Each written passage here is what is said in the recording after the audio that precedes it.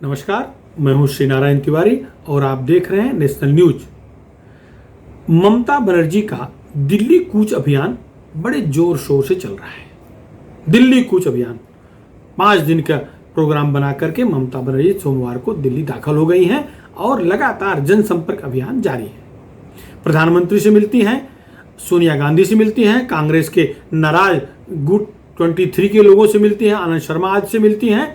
इस तरह से वहाँ के दिल्ली के मुख्यमंत्री अरविंद केजरीवाल से मिलने का प्रोग्राम बनाती हैं।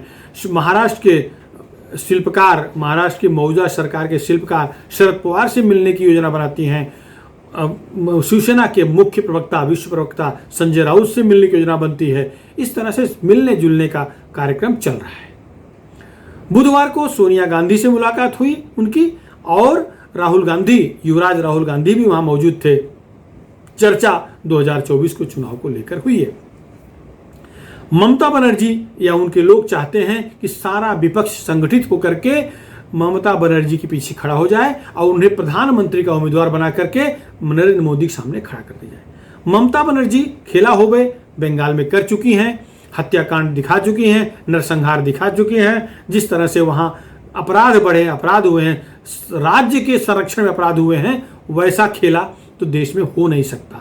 बंगाल की जनता, बंगाल में बसे करोड़ों की संख्या में रोहिंग्या बांग्लादेशी मुसलमानों ने वहां नरसंहार किया और वो सफल रहे क्योंकि उन्हें राजाश्रय मिला हुआ था। देश के अन्य कोने में यह संभव नहीं है। उत्तर प्रदेश में भी बड़े पैमाने पर रोहिंग्या और बांग्लादेशी मुसलमान बसाए गए हैं, उन्हें धरपकड़ शुरू हुए, पकड़े जा रहे हैं। लेकिन अगर उत्तर प्रदेश में ममता बनर्जी पार्टी के लोग खेला होबे करेंगे तो निश्चित है कि वहां की पुलिस गाड़ी पलट सकती है। गाड़ी पलटने का सिलसिला जारी है क्योंकि खेला होबे वहां बर्दाश्त नहीं होगा। नरसंहार वहां नहीं हो सकता जब तक योगी आदित्यनाथ वहां के मुख्यमंत्री होंगे। खेला होबे तो बंदूक, पुलिस के कंधे पर लटकी बंदूक 16 होबे निकलेगी, वो 16 निकलेगी और लाशें गिरेंगी, वो माफ नहीं करेंगी। कोई भी दंगा उत्तर प्रदेश में जब से योगी की सरकार आई है नहीं हुआ है, तो ममता जो सपना देख रही हैं वो पूरा नहीं होने वाला है। क्योंकि पहली बात तो सोनिया गांधी उन्हें अपना नेता स्वीकार करेंगी ऐसा नहीं लग रहा है। सोनिया गांधी की बात छोड़ दीजिए, कांग्रेस की युवराज नहीं स्वीकार करेंगे। कांग्रेस के सारे टॉप लीडर को इनको नेता अपना नहीं मान सकते। इस समय देश में 2 बड़े घटक हैं, 2 बड़े फ्रंट हैं। एक तो एनडीए है जो बीजेपी के नेतृत्व में है, दूसरा यूपीए है जो कांग्रेस नेतृत्व में है। एनडीए सत्ता में है, बीजेपी सत्ता में है। भले बीजेपी अपने बल पर सत्ता में है लेकिन एनडीए को संभाल करके वो सत्ता संभाल रही है। यूपीए विपक्ष में है लेकिन यूपीए भी इतना शून्य नहीं है। यूपीए घटक मिला करके अच्छी विपक्ष की भूमिका निभा सकते हैं अगर निभाना चाहें तो, लेकिन नहीं निभा पा रहे हैं। ये उनके नेतृत्व कमी है। लेकिन यूपीए, कांग्रेस के नेतृत्व में यूपीए के जो घटक दल हैं वो अलग चाहते हैं कि कांग्रेस नेतृत्व में चुनाव लड़ा जाए लोकसभा का। राहुल गांधी नेतृत्व करें या कांग्रेस कोई और नेता करे, लेकिन ये चुनाव कांग्रेस नेतृत्व में लड़ा जाए ऐसा यूपीए के घटक चाहते हैं। ममता बनर्जी चाहती है कांग्रेस उनके साथ आ जाए, यूपीए उनके साथ आ जाए, उनको नेता मान ले, लेकिन ये संभव नहीं है। अगर हो सकेगा, भविष्य यही दिख रहा है कि थर्ड फ्रंट फिर बनेगा। एक तीसरी अघाड़ी से महाराष्ट्र में कहते हैं थर्ड फ्रंट एक तैयार होगा, उसकी नेता शायद ममता बन सकती हैं। लेकिन थर्ड फ्रंट में क्या सब आ जाएंगे? शायद वामपंथी खत्म हो चुके हैं, केरल छोड़ वामपंथ कोई अस्तित्व नहीं बचा है। शायद वो ममता के शरण में आ जाएं, उनके चरणों में अपना मस्तक रख दें। लेकिन बाकी जैसे उत्तर प्रदेश है, समाजवादी पार्टी है, बहुजन समाज पार्टी है, या तो समाजवादी इनके साथ आएगी या बहुजन समाज पार्टी इनके साथ आएगी, दोनों नहीं आ सकते। उत्तर प्रदेश विधानसभा चुनाव 2022 में होने जा रहा है, फरवरी मार्च में, तो पहला प्रयोग तो वहीं हो जाएगा। इनके नेतृत्व में अगर सपा आती है तो बसपा नहीं आएगी क्योंकि बसपा अलग चुनाव लड़ने जा रही है, उसको अपना अस्तित्व बचाना है। समाजवादी पार्टी को भी अपना अस्तित्व बचाना है। अगर ममता खेला कर लेती है, ममता की पार्टी लड़ जाती है तो समाजवादी पार्टी खत्म हो जाएगी। और समाजवादी अगर ममता को संभाल लेती है तो ओवैसी की पार्टी वहाँ सारी सीटों पर चुनाव लड़ने की तैयारी में है। ओवैसी की पार्टी गठबंधन, राजभर समाज का गठबंधन, वो सारी सीटों पर लड़ने जा रहा है, तो भी खेला बिगड़ जाएगा। ममता बनर्जी जो खेला खेलने जा रही दिल्ली में वह संभव नहीं दिख रहा है। ठीक है, ये पर्यटन हो सकता है, पॉलिटिकल पर्यटन दिल्ली में हो सकता है, मुख्यमंत्री बनी है, बिना विधानसभा सदस्य बने मुख्यमंत्री बनी है, तो 6 महीने में उनका वैसे भी विधानसभा चुनाव होने नहीं जा रहा है रिक्त सीटों का, तो इनका विधायक बनना मुश्किल है।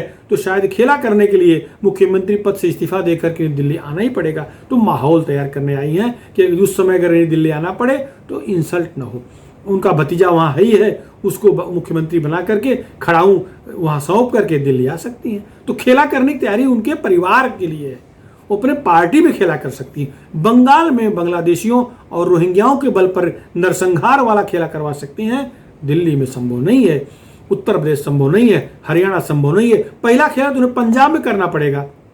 खेला करना है तो पंजाब में कर लें, या तो समग्र विपक्ष इकट्ठा होकर पंजाब में लड़े।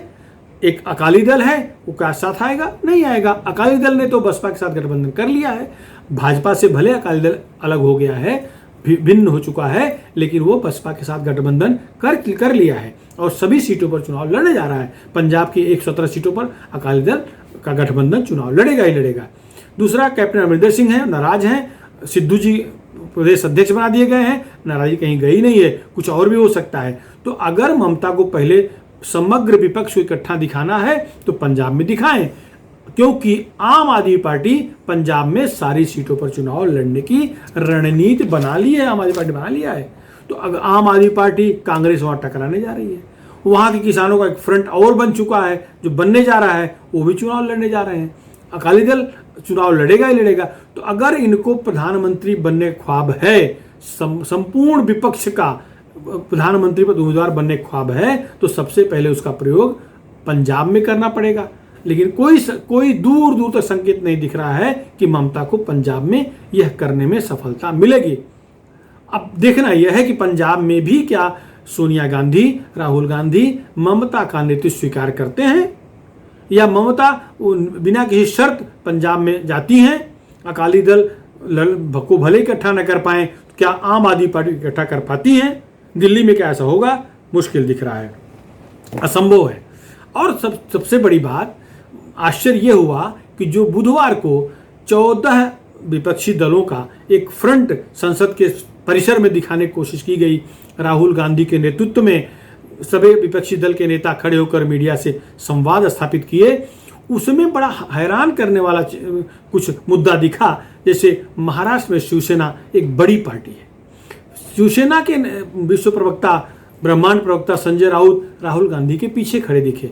ये महाराष्ट्र की जनता बर्दाश्त करेगी कि नहीं मुझे नहीं मालूम, लेकिन महाराष्ट्र एक स्वाभिमानी राष्ट्र है, स्वाभिमानी राज्य। नाम से ही आपको दिख रहा होगा कि बाकी सारे राज्य लिखे जाते हैं, अकेला एक राज्य महाराष्ट्र है जहाँ राष्ट्र लिखा हुआ है। एक तो देश का नाम राष्ट्र होता है, दूसरा महाराष्ट्र होता है। महाराष्ट्र की वो पवित्र धरती जहाँ शिवाजी महाराज का जन्म हुआ था, जहाँ फूले अंबेडकर साहू का जन्म हुआ है, जहाँ बड़े बड़े क्रांतिकारी संतों का जन्म हुआ है, सुधारक संतों का जन्म हुआ है। ऐसे राज्य का नेता राहुल गांधी के पीछे खड़ा हो, यह राज्य की जनता भी बर्दाश्त नहीं करेगी। और अगर देखा जाए तो राहुल गांधी से अधिक योग्यता तो शिवसेना के मौजूदा सुप्रीमो उद्धव ठाकरे में है। अगर ये इनका फ्रंट बने, इनको यूपीए का नेता बना दिया जाए, तो शायद ये उनसे भी सफलता ला सकते हैं। ये अलग मुद्दा है कौन बनेगा यूपीए नेता, लेकिन संजय राउत का आज का जो रोल दिखा उस पर लोग हंस रहे हैं। उनको समान नहीं, बीच पीछे खड़ा होना पड़ा, खड़गे के पीछे खड़े दिखे। खैर, मीडिया से बात करते समय वो बाहर जरूर आ गए थे। ये तो एडजस्टमेंट है, लेकिन छत्रपति शिवाजी महाराज की धरती से उठी पार्टी का ऐसा अपमान हो, ऐसे महाराष्ट्र की जनता बर्दाश्त नहीं कर सकती। वैसे कोई कमी नहीं है, शिवसेना अपने आप में संपूर्ण दल है, चाहे तो पूरे भारत में चुनाव लड़ सकती शिवसेना, कोई आवश्यकता नहीं किसी को साथ लेने की। सरकार बने न बने, रहे न रहे अलग मुद्दा है, लेकिन शिवसेना का जो मूल नारा है, राम भक्ति का नारा है, हिंदुत्व का नारा है, वो तो जगी रहा है, वो कहीं गया थोड़ी है। अब ममता बनर्जी के नेतृत्व को क्या उद्धव ठाकरे जी स्वीकार करेंगे, या ममता बनर्जी उद्धव ठाकरे नेतृत्व स्वीकार करके क्या मानेंगी? अब इस समय बताएगा। वो भी मुख्यमंत्री हैं, ये भी मुख्यमंत्री हैं। उल्टा देखा जाए तो दो विभिन्न विचारधारा के पार्टियों को अपने अधीनस्थ लाने का श्रेय उद्धव ठाकरे को जाता है, जबकि ममता ऐसा नहीं है। ममता अपनी गुंडई दिखा करके अपने कार्यकर्ताओं को गुंडई के बल पर रोहिंग्या मुसलमानों, बांग्लादेशी मुसलमानों के अत्याचार के बल पर वहाँ सत्ता पाई है। महाराष्ट्र में ऐसा कुछ नहीं हुआ है। महाराष्ट्र में निष्पक्ष और शांतिपूर्ण ढंग से चुनाव हुआ है। जिस दिन पार्टी को जो भी सीट मिली है वो शुद्ध उनकी सीट है। तो ये तीन दल, दो विभिन्न विचारधारा के दल, नमाजवादी पार्टी कही जाने वाली राष्ट्रवादी कांग्रेस पार्टी और मुसलमानों की पार्टी कही जाने वाली कांग्रेस पार्टी, ये दोनों शिवसेना के छतरी के नीचे आए हैं। शिवसेना के छतरी नीचे आकर के, उद्धव ठाकरे के छतरी नीचे आकर के उन्हें मुख्यमंत्री की थाली सजोकर परोसे हैं। तो ये उद्धव ठाकरे की योग्यता है। महाराष्ट्र में अगर ऐसी सरकार वो चला रहे हैं, 1.5-2 साल हो गया है चल रही सरकार, इसे एक तरह से कहा जाए उनकी योग्यता, तो उन ममता से ज्यादा योग्य तो ये हैं। देखा जाए ठीक है, वो गुंडई के बल पर सरकार लाना अलग बात है, यहाँ तो बुद्धि के बल पर, बौद्धिकता के बल पर, सामंजस्य के बल पर सरकार बनी है, चल रही है। राष्ट्रवादी कांग्रेस पार्टी से बहुत ज्यादा अधिक सीटों का अंतर शिवसेना का नहीं है, लेकिन मुख्यमंत्री की कुर्सी को थाली में सजाकर शरद पवार ने उद्धव ठाकरे के सामने समर्पित कर दिया और जबरदस्ती बैठाया। उद्धव ठाकरे मुख्यमंत्री बनने के पक्ष में नहीं थे, लेकिन यदि वो ना बनते तो सरकार न बनती, बीजेपी की सरकार बन जाती या राष्ट्रपति शासन कंटिन्यू रहता। इस तरह का एटमॉस्फेयर था जिससे उद्धव ठाकरे को मजबूरन मुख्यमंत्री बनना पड़ा। ये हो गई अलग बात। अब ममता बनर्जी जो चाल चल रही हैं, क्या वो चाल उनकी सफल होगी? मुश्किल दिख रहा है। महाराष्ट्र में उद्धव ठाकरे तो मुझे किसी भी हालत में नहीं लग रहा है कि उनका नेतृत्व स्वीकार करेंगे। उद्धव ठाकरे का जो शिवसेना की जो सहज मित्रता है वो भाजपा से है। ये उनके नैसर्गिक मित्र हैं, दोनों हिंदूवादी दल हैं।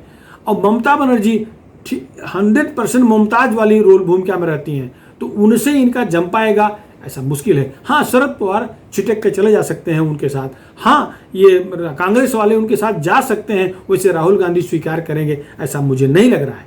असंभव लग रहा है राहुल गांधी ममता का नेतृत्व स्वीकार करेंगे। ये अलग बात है, बंगाल में भाजपा को रोकने के लिए ममता के झंडे तले आ गए, मैंने चुनाव में जरूर उनके प्रत्याशी लड़े, लेकिन कोई प्रचार नहीं किया गया और वोट पोलराइज होकर के ममता के पक्ष चला गया, ये अलग बात है। ये रणनीति का हिस्सा हो सकता है, लेकिन प्रधानमंत्री कुर्सी की उम्मीदवारी ममता को परोसी कांग्रेस, ऐसा लग नहीं रहा है। तीसरा मोर्चा जरूर ममता खोल सकती हैं। तीसरे मोर्चे के साथ कौन कौन आएगा समय बताएगा, लेकिन यह निश्चित है अगर तीसरा मोर्चा लड़ेगा तो भाजपा कोई घाटा नहीं होने वाला है। आज की स्थिति में भाजपा जो केंद्र सरकार की जो स्थिति है, 303 सीटें जीतने वाली भाजपा के खाते में 55.74% वोट हैं। आधे से ज्यादा देश की आबादी ने, मतदाताओं ने भाजपा को वोट किया हुआ है।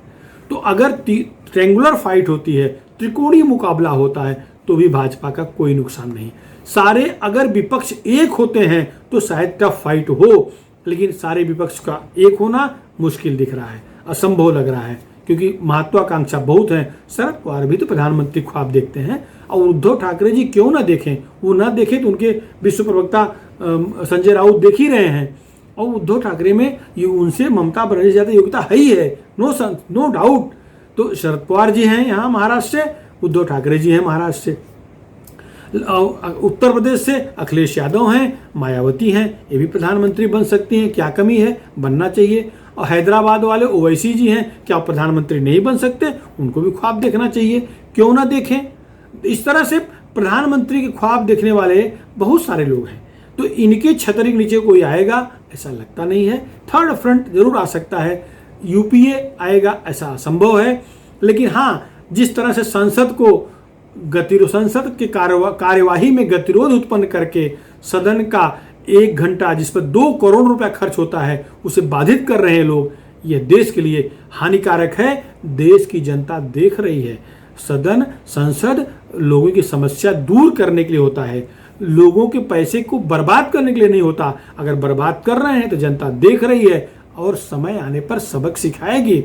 फिलहाल ममता बनर्जी की शक्ति का उपयोग 5 राज्यों के विधानसभा चुनाव सामने हैं, उसमें देखा जाएगा या उपयोग किया जा सकता है। अब देखना है कि बहन मायावती और अखिलेश को एक साथ अपने छत्र नीचे ला करके उत्तर प्रदेश विधानसभा चुनाव करवा पाती हैं, या ओवैसी को साथ ला करके सारा विपक्ष इकट्ठा होकर के भाजपा के साथ आदित्यनाथ के खिलाफ चुनाव लड़ सकता है।